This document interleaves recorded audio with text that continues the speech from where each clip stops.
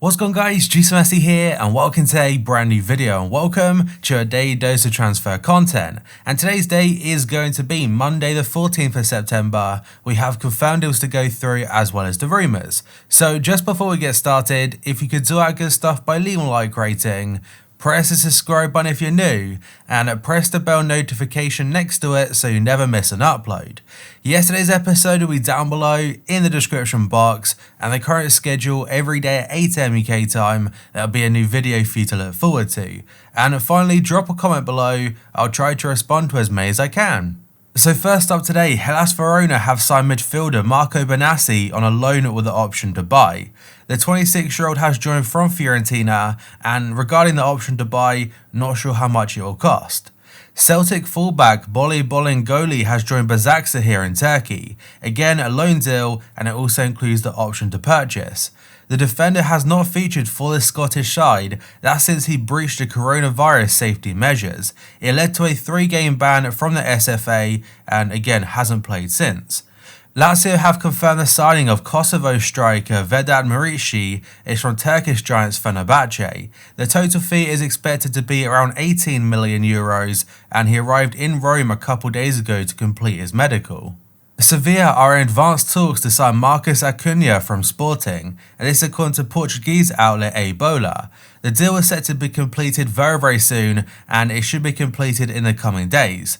This means they are unlikely to pursue a second loan spell for Sergio Reguilon, which means United may have a free run at signing the Spaniard. And Fabrizio Romano did mention that he would love to join United, but the Premier League side, they aren't willing to match Real's demands. They're asking for about 30 million, and I've said it over and over again, they want a buyback option included. Tottenham could resurrect a deal to sign Real Sociedad striker Willian Jose, and this according to El Desmarque. He was linked to a move to Spurs back in the January window, but they could never really work anything out. And if they do end up selling him, Sociedad could turn to Sevilla forward Carlos Fernandes as a replacement. Although Marseille's move for Rennes forward and Baye Niang appears to have fallen through, several stars in the dressing room are pushing for a deal to be made. According to Le 10 Sport, Dimitri Payet is among those players trying to talk the club into making the transfer, but the finances involved, it seems to be beyond the club. Juventus have elected to put attacker Douglas Costa up for sale. That's due to the Brazilian's persistent problems with injury, and the story comes from Goal.com. Manchester United are set to have their ears pricked by this news, that's as they have been closely linked with a 29-year-old in the past, but the more persistent interest though comes from clubs in the United Arab Emirates. And as the article does say, United have been linked to Douglas Costa as a potential alternative to Jadon Sancho. Now whether the interest is still there and genuine, we'll have to wait and see. The next story is a pretty interesting one from Mundo Deportivo. They're saying if Manchester United want to sign Gareth Bale from Real Madrid, they'll only have to pay about £18.5 million. The Red Devils are reportedly at the point of giving up on signing Jadon Sancho, and instead they could turn their attention to the Welshman. And the rumours of Gareth Bale leaving Real Madrid have definitely started to pick up. He was linked to a return to Tottenham a couple days ago, then the story came out that Madrid, they are willing to pay half his wages to get him off their books. Now if United get him for 18.5 million, I think it's a fantastic deal for the transfer fee. But then again, his wages, they've got to work that out. I doubt he could stay on 600k a week. Kylian MBAPPE is set to push for a transfer away from Paris Saint-Germain next summer, and this is according to the Times. The attacker's contract is up in 2022, which means the Ligue 1 champions will have to sell him in a year, or they face losing him for nothing. PSG are desperate to keep the young forward on their books though, but the attraction of Real Madrid, and the article mentions Liverpool as well, it may prove too much. I want to put it out there that I cannot see Liverpool signing him whatsoever. As much as I'd love him to join, I just can't see it happening. As for Real Madrid, I think he's destined to go there at some point, and who knows, maybe Madrid being quiet in this transfer window is because they're saving up for next year. Ronald Koeman has made Mohamed Salah his top transfer target at Barcelona, and this story comes from The Express.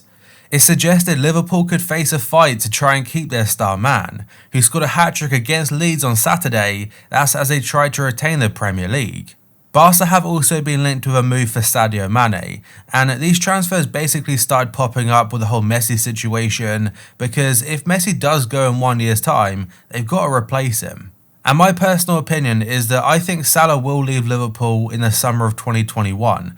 Now, whether he does go to Barca, Real Madrid or wherever, we'll have to wait and see, but I think 1 more year at Liverpool, then he'll be going. Former Bayern Munich president Uli Hoeneß has hit out at Liverpool and Manchester United, claiming they're trying to blackmail the German side into selling midfielder THIAGO.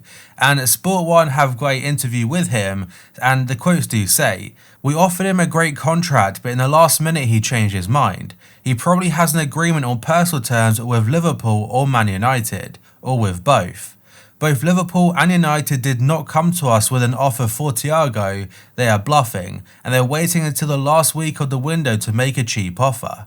Now, to summarise those quotes and the story, it's basically saying that Liverpool and United, they don't want to pay the 30 million that Bayern are asking for, and Liverpool are still the favourites, again according to the story, but the reason they don't want to pay 30 mil is because THIAGO can sign a pre-contract agreement in January, so they see it as a lot of money for a player with such a short amount of time left, despite how world class he actually is.